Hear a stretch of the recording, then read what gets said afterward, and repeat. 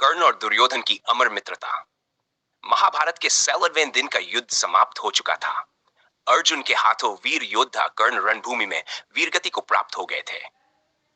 जब यह समाचार दुर्योधन के कानों तक पहुंचा तो वह अंदर तक टूट गया। अपने प्रिय मित्र कर्ण की मृत्यु पर विलाप करता हुआ हुआ वह रणभूमि की पावन धरा पर लेटे गंगापुर भीष्म के पास पहुंचा। आंसुओं से भरी आंखों के साथ दुर्योधन ने भीष्म पितामह के चरण पकड़ लिए और रोते हुए कहा, प्रणाम पितामह। मेरा प्रिय मित्र कर्ण, मेरा भाई राधेय मुझे अकेला छोड़कर चला गया।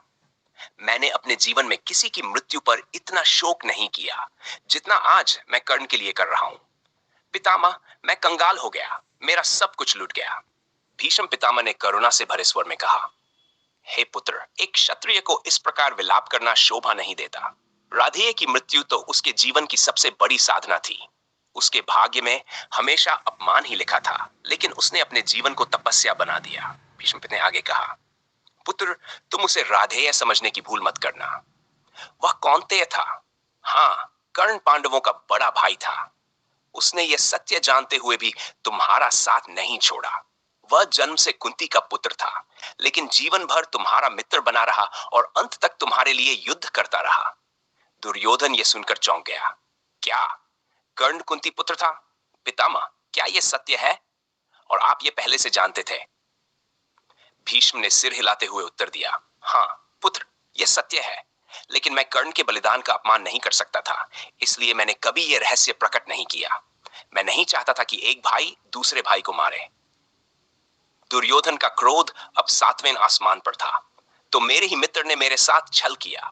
जिसके सामर्थ्य पर मैंने पांडवों से शत्रुता की, वह उन्हीं का भाई निकला। अब मुझे समझ आ रहा है कि क्यों उसने देवराज इंद्र को अपने कवच कुंडल दान कर दिए थे, क्यों उसने भीम को जीवन दान दिया और क्यों सूर्यास्त का बहाना बनाकर अर्जुन को मारने से रोका। वह मेरे साथ छल कर रहा था। लेकिन अगले ही क्षण दुर्योधन के क्रोध की जगह भावनाओं ने ले ली। उसने भीष्म पितामह की ओर देखा और भावुक होकर बोला, परंतु पितामह, मैं उसे दोषी मान ही नहीं पा रहा। मेरे हृदय में उसके लिए घृणा नहीं आ रही। उसकी मृत्यु पर मेरी आंखों से आंसू क्यों बह रहे हैं? ऐसा क्यों हो रहा है? भीष्म पितामह ने मुस्कुराते हुए कहा, हे पुत्र, छल और कपट से भरे इस महायुद्ध में यदि कोई सच्चा और पवित्र था तो वह था तुम्हारी और कर्ण की मित्रता। कर्ण वह योद्धा था जिसने यह जानते हुए भी कि वह अपने ही भाइयों से युद्ध कर रहा है, तुम्हारी मित्रता निभाने के लिए अपने प्राण न्योछावर कर दिए। और तुम दुर्योधन, ये जानने के बाद भी कि वह पांडवों का ज्येष्ठ भाई था, फिर भी उसकी मृत्यु पर अश्रु बहा रहे हो। यह ही तुम्हारी मित्रता की सच्ची गाथा है। फिर भीष्म ने श्रद्धा से हाथ जोड़कर कहा, मैं प्रणाम करता हूं उस महान योद्धा को जो मित्रता के लिए मृत्यु को गले लगा गया।